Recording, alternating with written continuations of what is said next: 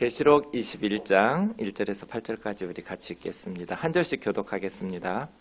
또 내가 새 하늘과 새 땅을 보니 처음 하늘과 처음 땅이 없어졌고 바다도 다시 있지 않더라.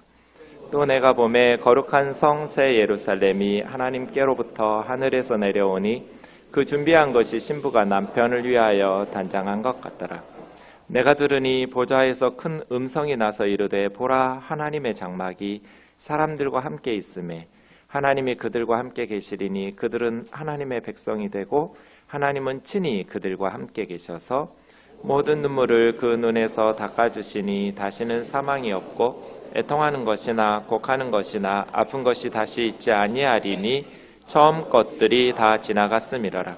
보좌에 앉으신 이가 이르시되 보라 내가 만물을 새롭게 하노라 하시고 또 이르시되 이 말은 신실하고 참되니 기록하라 하시고 또 내게 말씀하시되 이루었도다. 나는 알파와 오메가요 처음과 마지막이라.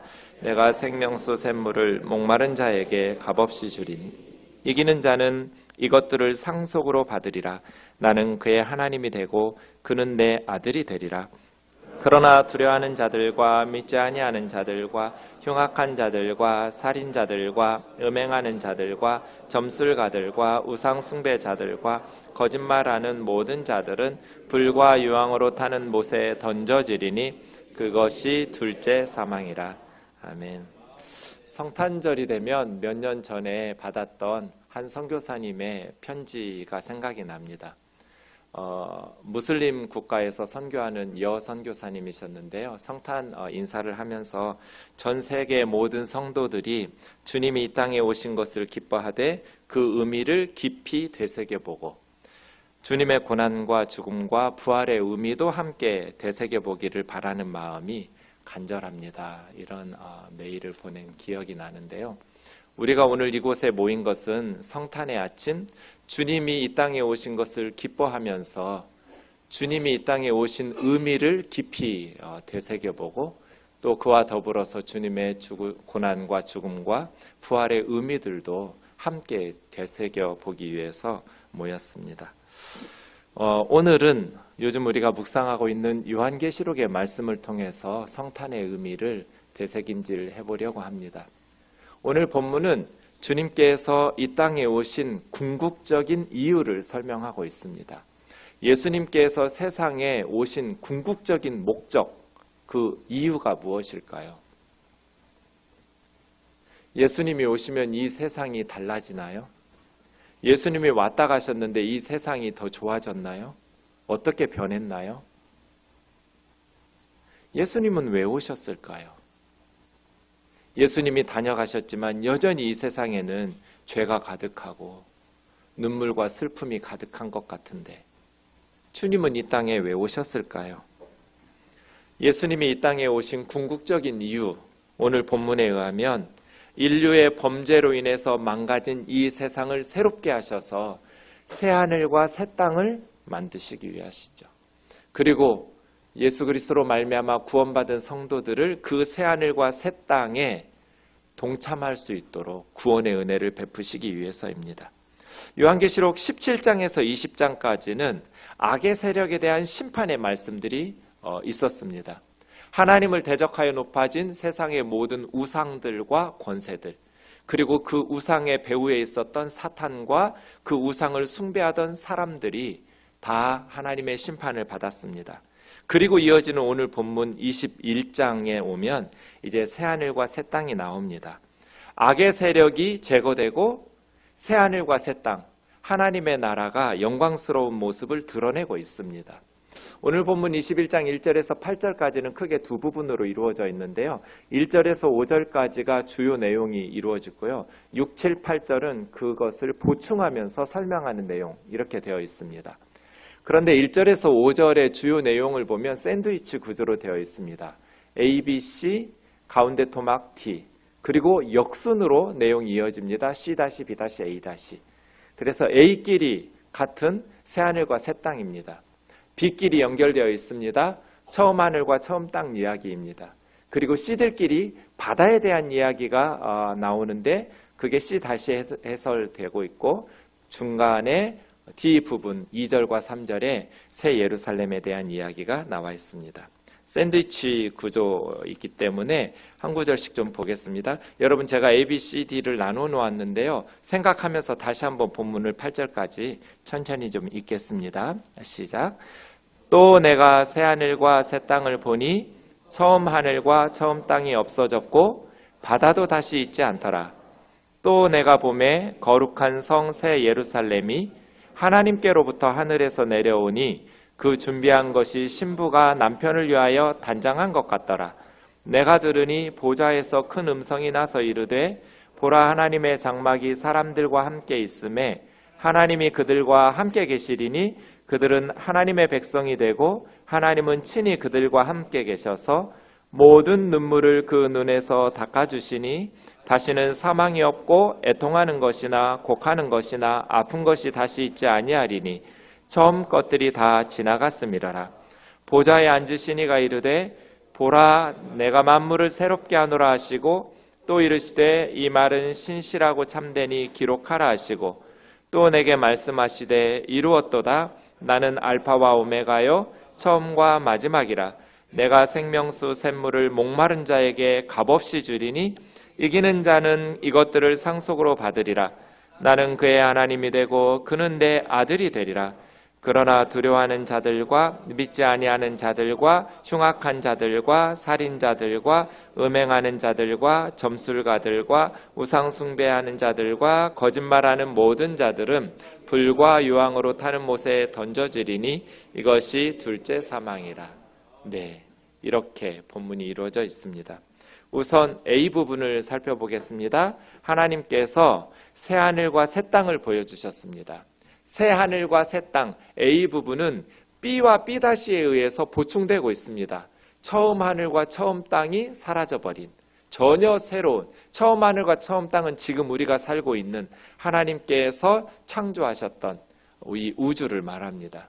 이 지구와 우주는 다 사라져버리고 새 하늘과 새 땅이 보였습니다.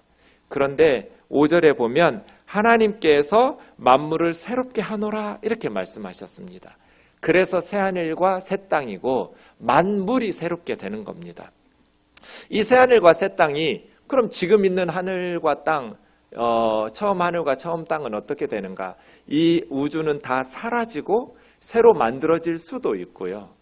지금 있는 우주가 리모델링 되듯이 새로워져서 지금 있는 우주를 고치셔서 만드실 수도 있습니다.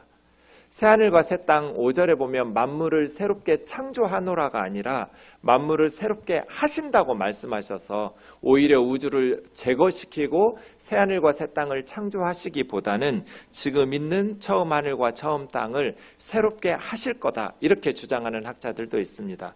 결론은 똑같습니다. 지금 있는 처음 하늘과 처음 땅이 사라지고 새로 만들어진 것처럼 새롭게 보일 겁니다. 제거되고 새로 만드시든지 아니면 지금 있는 우주를 새롭게 하시든지 결론은 새하늘과 새 땅이 얼마나 새로워졌는지 지금 있는 처음 하늘과 처음 땅은 사라진 것처럼 새로 만들어진 것처럼 보이는 그렇게 전혀 새로운 새하늘과 새 땅입니다. 인간의 범죄로 말미암아서 좌절된 하나님의 창조 계획이 다시 이루어지고 있는 모습입니다. 인류의 범죄 때문에 하나님이 처음 창조하실 때 뜻하신 바가 좌절됐어요.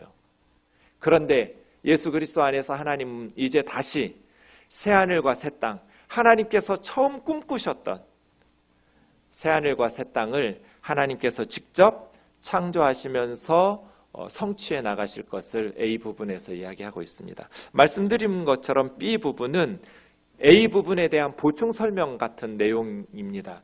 새하늘과 새 땅이 처음 하늘과 처음 땅들은 없어진 것처럼 그래서 처음 것들이 다 지나갔다. 우리 한글 성경에는 1절에서는 2절에서 없어졌다 1절에서 말하고 5절에서는 4절에서는 지나갔다 이렇게 말했지만 원문은 다 한 단어 똑같은 단어입니다.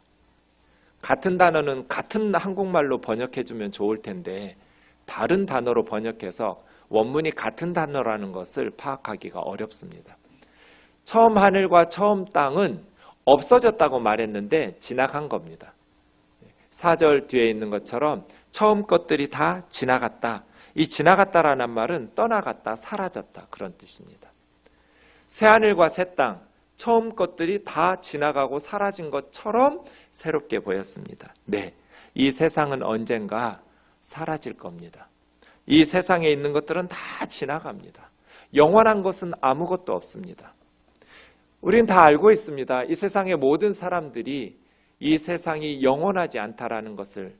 그런데 정작 우리의 삶의 모습을 보면 마치 우리는 이 세상에 천년만년 살 것처럼 그렇게 살아가는 어리석음을 범할 때가 많습니다.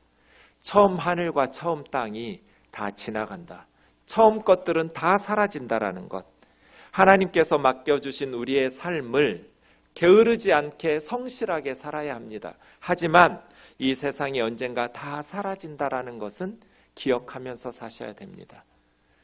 나의 개인의 삶도 그렇거니와 이 우주의 모든 역사가 인간들이 쌓아놓은 모든 이 세상의 것들이 언젠가 다 지나가게 될 것입니다.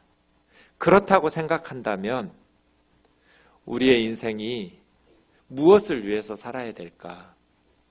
이 세상에 있다가 사라질 세상의 것들이 아니라 영원한 것을 위해서 사는 저와 여러분 되기를 주의 이름으로 축원합니다.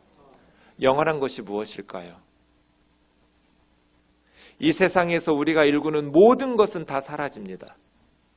나라도, 기업도, 모든 문명들 다 사라질 겁니다. 처음 것들은 다 지나갈 겁니다. 그런데 영원한 것이 딱 한 가지 있습니다. 하나님께서 처음 창조하셨던 처음 하늘과 처음 땅 중에서 영원한 것은 무엇일까요? 영원히 남는 것. 그것은 사람들입니다. 사람. 이 세상의 모든 것들은 다 지나갈 것입니다. 다 사라질 것입니다. 그러나 새하늘과 새 땅에 가서 영원히 존재하는 그러한 첫 창조들, 피조물들이, 창조물들이 있을 겁니다. 사람이죠. 사람. 그래서 우리 생동교우들의 삶에 이 세상에 있다가 사라질 것들을 위해서 천년만년 살 것처럼 착각하면서 세상 사람들처럼 살지 말고 진정으로 영원히 존재할 수 있는 새하늘과 새 땅에서 영원히 하나님과 함께 더불어 살 수 있는 천하보다 귀한 한 영혼 한 영혼들을 위해서 삶의 최우선순위를 두고 살아갈 수 있는 지혜가 있기를 주의 이름으로 축원합니다. 나머지는 다 세상에 두고 갑니다. 우리에게 주신 물질, 재능, 시간, 이 모든 것을 통해서 영원히 사라지지 않는 천하보다 귀한 영혼들을 예수 그리스도의 생명의 말씀과 복음으로 살려내면서 살아가는 저희 인생이 되기를 원합니다. 이것이 최우선적인 가치를 두어야 될 이유입니다. 처음 것들은 다 사라지기 때문입니다. C 부분은 바다입니다. 바다도 다시 있지 않더라 이렇게 말했습니다.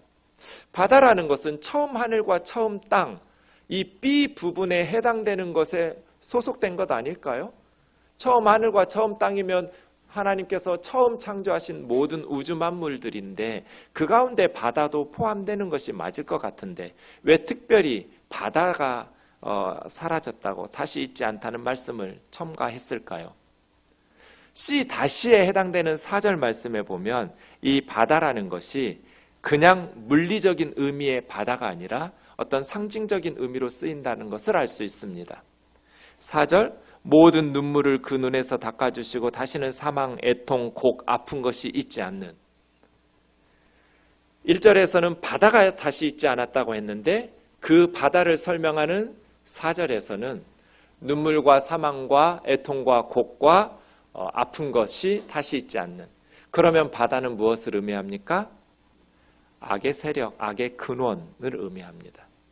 성경에서 바다는 좀 상징적인 의미로 사용됩니다.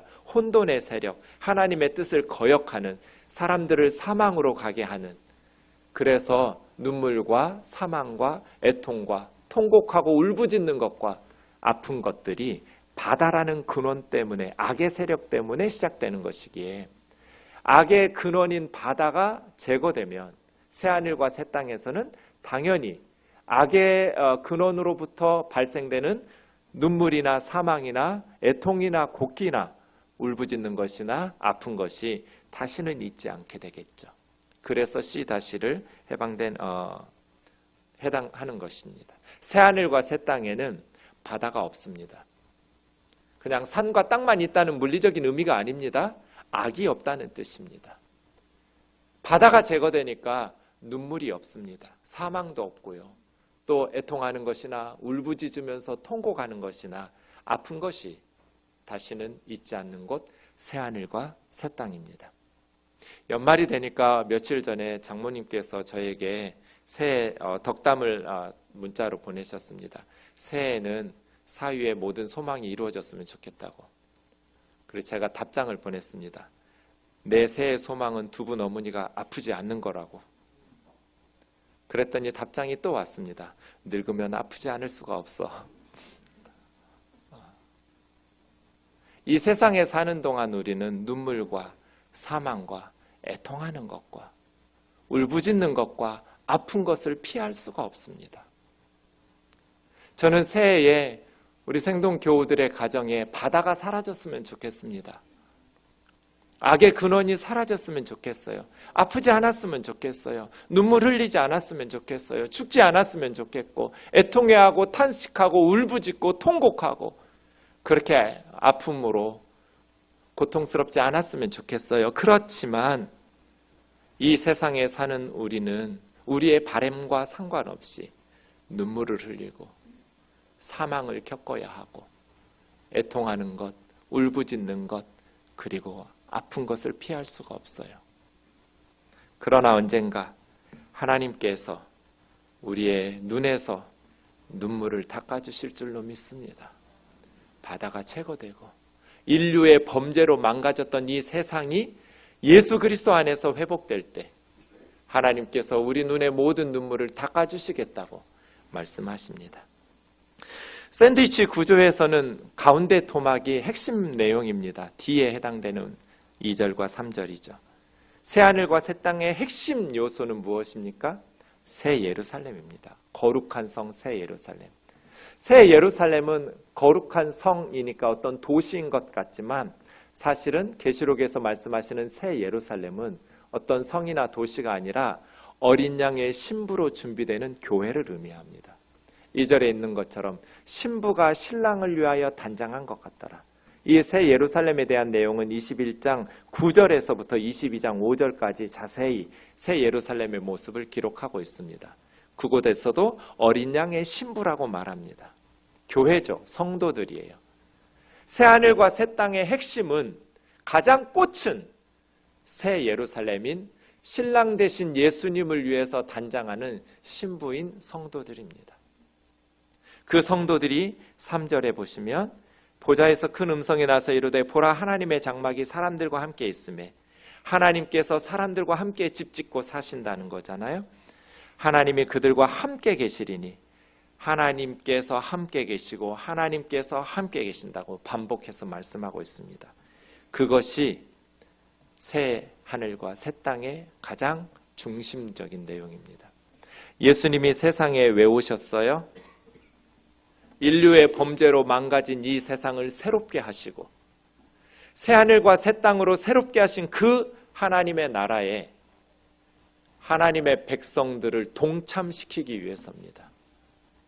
예수 그리스도를 믿는 성도들을 새하늘과 새 땅의 주인으로 함께 초대해서 하나님이 그들과 함께, 하나님이 그들과 친히 함께, 하나님은 그들의 하나님이 되고 그들은 하나님의 백성, 어린 양의 신부가 되어서 하나님 나라에 동참하게 하시려고 예수님이 세상에 오신 것입니다. 이것이 오늘 성탄의 의미입니다.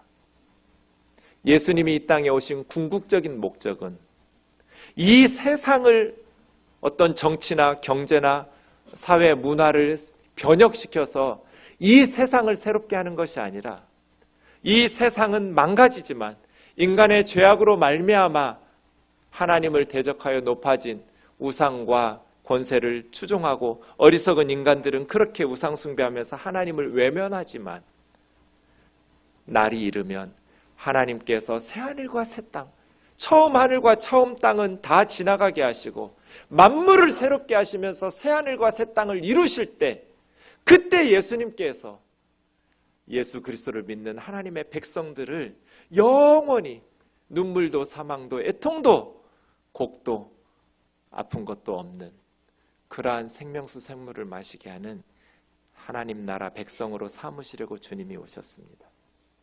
6, 7, 8절에 이 주요 내용을 보충하면서 설명하고 있습니다. 이 부분에서는 누가 이루시는가? 6절에 보면 이루었도다 라고 말씀하시는데, 누가 이루십니까? 이 새하늘과 새 땅을. 누가 이 땅의 역사를 완성시키십니까? 나는 알파와 오메가요, 처음과 마지막이라. 하나님께서. 알파는 헬라어의 알파벳의 첫 알파벳이고 오메가는 마지막 알파벳입니다. 알파와 오메가의 말은 처음과 끝. 하나님께서 인류 역사를 시작하셨으니 알파입니다. 하나님께서 인류 역사를 완성하실 테니 오메가입니다. 그럼 그 중간에 있는 베타, 감마, 델타 이런 부분들은요, 다 하나님이 역사의 주인이십니다. 하나님께서 알파로 시작하신 이 땅의 역사는 하나님께서 오메가 되셔서 완성시키실 것입니다. 이 보충하는 부분에서 누가 악의 세력을 제거하시고 심판하시고 하나님의 나라를 완성시켜 새하늘과 새 땅을 이루시는가? 내가 알파와 오메가이신 하나님께서 이 땅의 역사를 이루시겠다고 말씀하십니다. 이루었도다, 이루었도다. 하나님의 계획이 완성될, 언젠가 우리 귀에 들릴 거예요. 하나님께서 이루었도다. 악의 세력은 제거되고 새하늘과 새 땅이 완성되는 그날 우리는 하나님께서 이루었다고 말씀하시는 음성을 들으실 줄로 믿습니다. 알파와 오메가이신 그 주님께서 이 땅의 역사를 이루실 때 두 부류의 사람들, 두 가지로 말씀하시는데 사실은 한 부류의 사람이죠. 누가 이 보충 부분에서는 새하늘과 새 땅에 들어갈 자격이 있는가? 새하늘과 새 땅에 입장료는 얼마인가? 새하늘과 새 땅은 값없이 들어갑니다. 그런데 목마른 자, 이기는 자가 들어갑니다. 새하늘과 새 땅은 무료는 아니에요. 겁나 비싸요, 입장료가. 그래서 이 땅의 어떤 재벌도 그 입장료를 살 수가 없어요. 그래서 하나님은 값없이 주셨어요. 값없이 주셨다라는 것은 누군가가 값을 지불했다는 거예요. 새하늘과 새 땅은 누가 들어가는가? 하나님께서 값없이 주시는데, 값없이 주시는 이 누군가가 값을 지불한 그분이 누구예요? 목마른 자들에게 물을 주신대요. 생명수물을. 이 생명수 샘물은 무엇일까요? 이사야 12장 3절에 보면 구원이라는 것을 알 수 있어요. 구원의 우물물에서 물을 기르겠다고 하나님께서 약속하셨어요.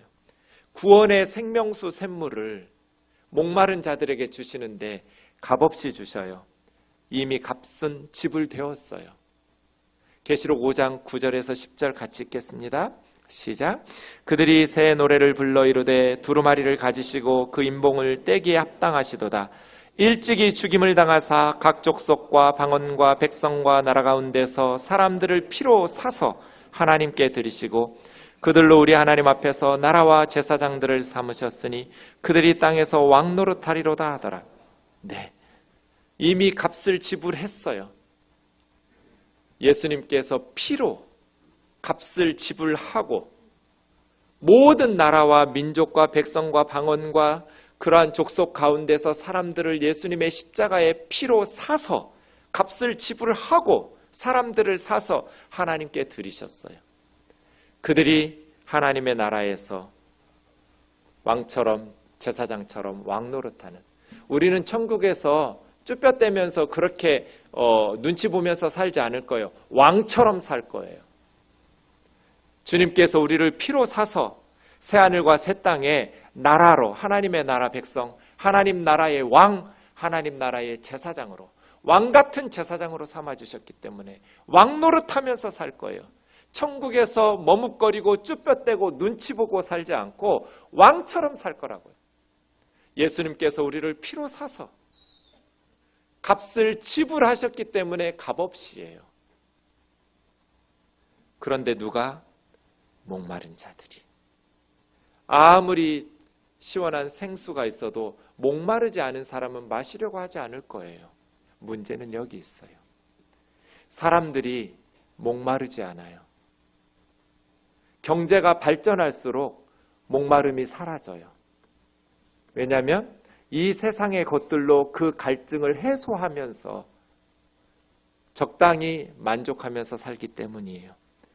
아무리 좋은 물이 있어도 목마르지 않은 사람은 마시려고 하지 않듯이 아무리 좋은 것을 이야기해도 영적인 목마름이 없기 때문에 하나님께 나아오려 하지 않고 구원의 우물물을 값없이 주시는데도 불구하고 구원의 은총을 누리지 못하는 것이죠. 그래서 우리의 기도 제목은 주여 이 우면동 사람들에게 영적인 목마름을 주옵소서. 주여 우리 가족들에게 주님 앞에 나오지 않는 나의 지인들, 친구들, 직장 동료들, 학교 사람들에게 목마름을 주옵소서. 목마른 자들은 하나님께 나오거든요. 두 번째는 이겨야 돼요. 이기는 자들에게 하나님께서는 새하늘과 새 땅을 상속 주시거든요. 우리가 어떻게 이길 수 있는지 계시록에서는 이미 이야기했어요. 12장 11절 같이요. 시작. 또 우리 형제들이 어린 양의 피와 자기들이 증언하는 말씀으로써 그를 이겼으니 그들은 죽기까지 자기들의 생명을 아끼지 아니하였도다. 이겼다라는 것은 사탄을 이기고 세상의 거짓말을 이겼다는 거거든요. 우상 숭배를 이기고 사탄을 이겼어요. 그런데 형제 자매들이 어떻게 이겼어요? 어린 양 예수 그리스도의 피로 이겨요. 그리고 우리가 증언하는 예수 그리스도의 십자가의 말씀, 복음의 말씀으로 이겨요. 악의 세력을 이길 수 있는 건 어린 양의 피와 그 십자가의 말씀밖에 없어요. 세상의 지식이나 권력으로 이기는 게 아니에요. 어린 양 예수 그리스도의 피로 이겨요. 예수님께서 이 땅에 오신 이유, 우리로 승리하게 하시려고. 이겨야 그 땅을 상속받을 수 있기 때문에 새하늘과 새 땅. 목마른 자들로 주님 앞에 나와서 어린 양의 피와 우리가 증언하는 예수 그리스도의 십자가와 부활의 복음의 말씀으로 이 세상의 거짓 메시지로 사람들을 미혹하여 하나님의 심판의 멸망의 길로 끌고 가는 사탄을 이기는 저와 여러분 되기를 주의 이름으로 축원합니다. 이기는 자들. 마지막 8절에서는 8부류의 사람들에게 들어가지 못하는 이유를 선명하게 설명하고 있습니다. 누가 들어가지 못하는가? 두려워하는 자들. 겁이 많으면 천국에 못 가나요? 이 8부류는 다 우상숭배자이며 예수 믿지 않는 것을 의미합니다.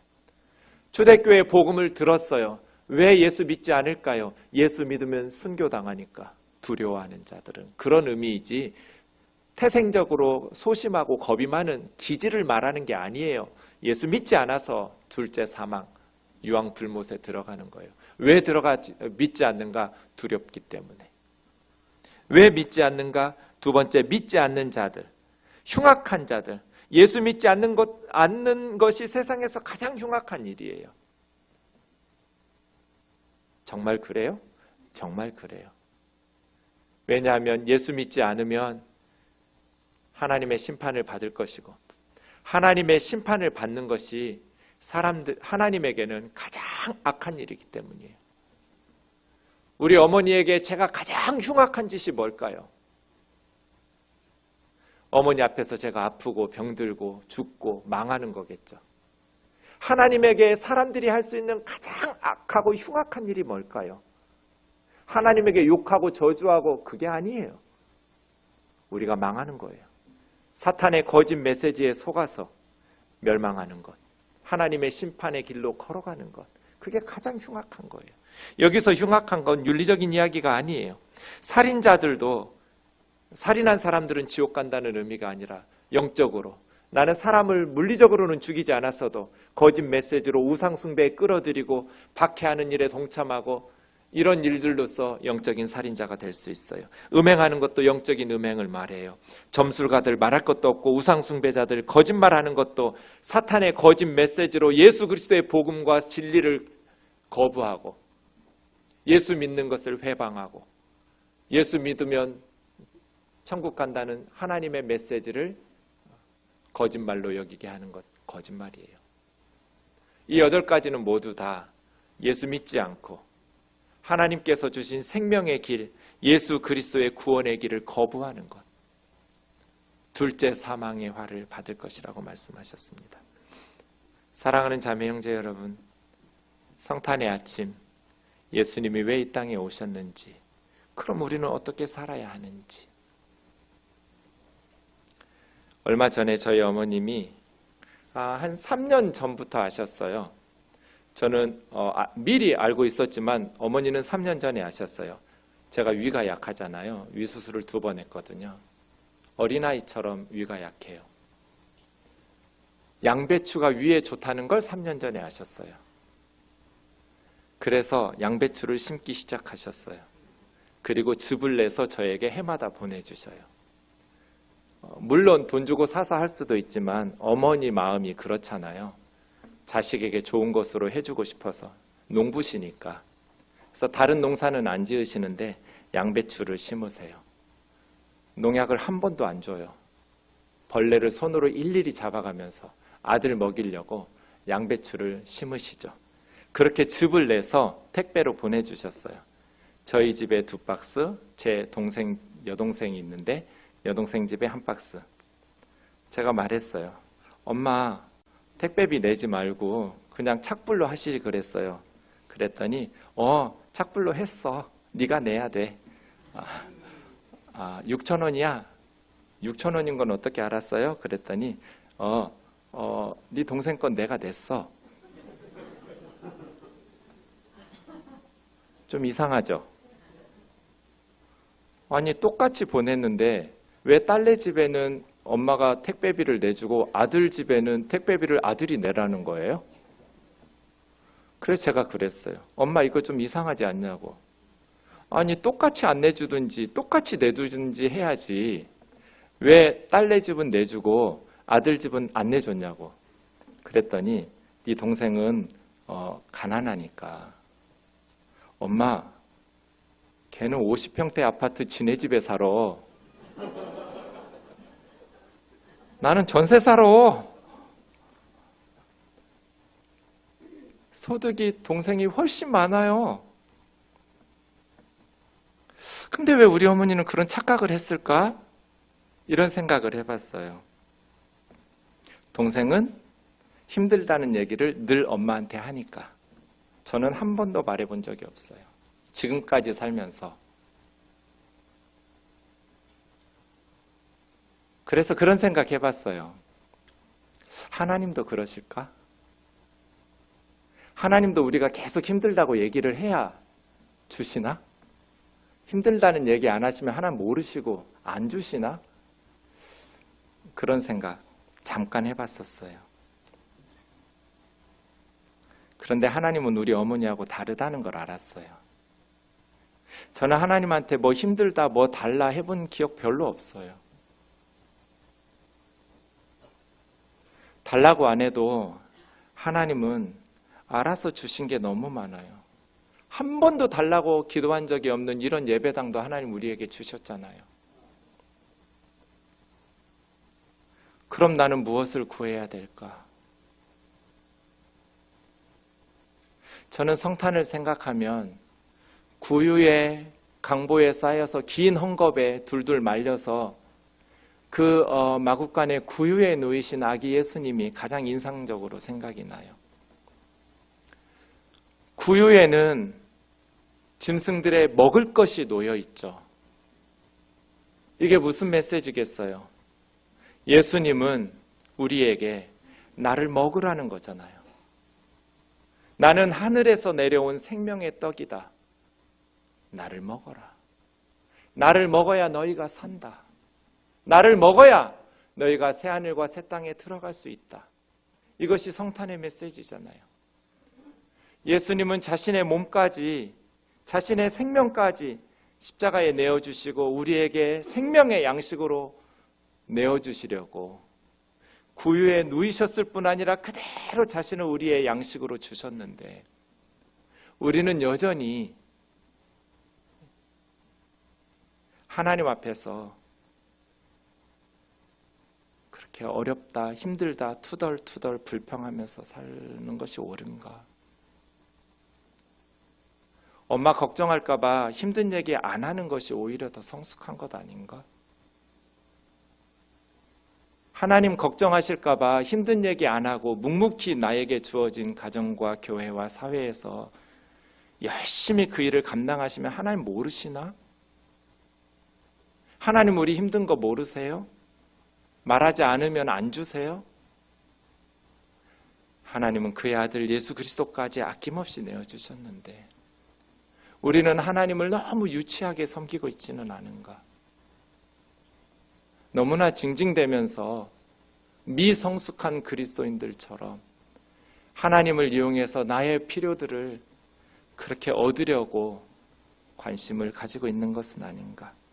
사실은 하나님께서 우리를 위해서 예비해 놓으신 것은 계시록에서 오늘 묵상했던 것처럼 이렇게 엄청난 미래가 우리에게 기다리고 있는데, 이 땅에 사는 동안 우리는 어린 양 예수 그리스도를 생명의 양식으로 삼아 먹으면서 우리가 구하지 않아도 구할 것들, 이런 것들은 하나님 앞에 내려놓고 진정으로 구해야 될 것, 주님, 애들이 먹을 게 없어서 굶어 죽습니다. 사람들이 복음을 듣지 못해서 지옥으로 들어가고 있습니다. 주님, 이 세상에서 저는 이 세상의 것들이, 처음 것들이 다 사라질 것을 알면서도 이 세상의 것들에 집착할 수밖에 없습니다. 주님, 나를 고쳐주셔서 이 세상에 나에게 주신 것들로 굶주리는 아이들을 먹이게 하시고 죽어가는 영혼들을 살리는 영원한 것에 잇대어서 영원한 열매들을 거두면서 살아가는 복음의 일꾼답게 살아가게 해달라고, 그렇게 구하면서 살 수는 없을 거예요. 우리도 주님에게 성숙한, 주님을 닮은 예수님의 제자다운 삶을 살아가기를 소망하는 성탄의 아침이 되었으면 좋겠습니다.